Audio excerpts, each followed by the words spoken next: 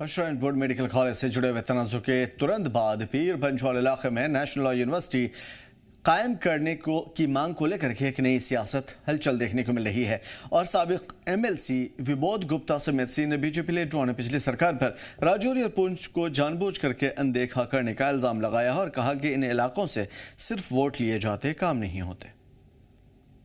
इतना जरूर कहना चाहूँगा, एक बड़ा इशू इस समय बर्निंग इशू जो चल रहा है वो नेशनल लॉ यूनिवर्सिटी का। नेशनल लॉ यूनिवर्सिटी माननीय प्रधानमंत्री नरेंद्र भाई मोदी जी और माननीय गृह मंत्री अमित शाह जी ने विशेष रूप से जम्मू कश्मीर के अंदर दी।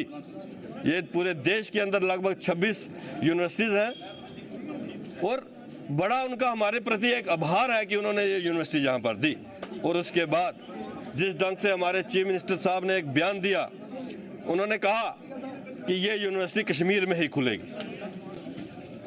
जम्मू में IIT आया, IIM आया, हम बोले ये एक चीफ मिनिस्टर की स्टेटमेंट है। और मैं राजौरी पुंछ से नेशनल कॉन्फ्रेंस के 6 और कांग्रेस का 1 7 जो MLA जीत कर गए हैं, मैं उनसे पूछना चाहता हूं कि आपके इसके ऊपर क्या कहना है। क्या राजौरी पुंछ में नेशनल लॉ यूनिवर्सिटी आनी चाहिए कि नहीं आनी चाहिए? सीधे तौर पर आपको इसके ऊपर क्लियर कट जो है अपनी पॉलिसी को बताना चाहिए। राजौरी पुंछ में ही नेशनल लॉ यूनिवर्सिटी आनी चाहिए, चाहे वो पुंछ में खुले, चाहे वो मेंढर में खुले, चाहे वो सुरनकोट में खुले, चाहे वो कालाकोट, निशारा, सुंदरबनी, राजौरी, थना मंडी, दरहाल, बुद्धल, किसी इलाके के अंदर भी आए, लेकिन नेशनल लॉ यूनिवर्सिटी जम्मू खित्ते के राजौरी पुंछ में आनी चाहिए। इसमें कोई दो राय नहीं है। उसके लिए विबोध गुप्ता पूरे तरीके से अपने राजौरी पुंछ के लोगों के साथ खड़ा है।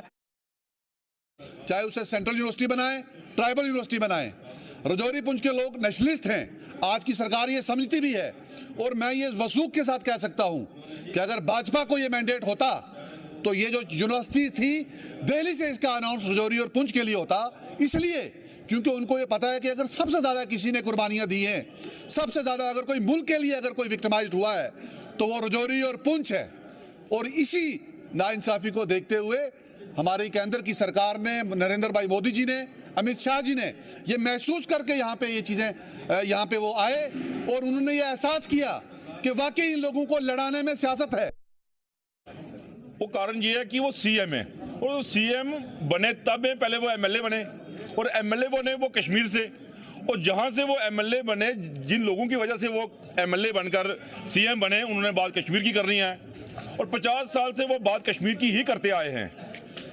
मैं अपने MLA जो है हमारे जम्मू के हैं, चाहे वो राजौरी पुंछ के हैं, मैं उनसे कहना चाहूँगा कि आप इसका जोरदार विरोध क्यों नहीं करते। नेशनल लॉ यूनिवर्सिटी जो है जम्मू रीजन में और ख़ासतौर राजौरी पुंछ में बननी चाहिए। राजौरी एक ऐसा डिस्ट्रिक्ट है जो सेंटर प्लेस आता है, चाहे जम्मू का राजौरी सेंटर आता है और इधर से कश्मीर को ले लो तो भी सेंटर राजौरी बनता है।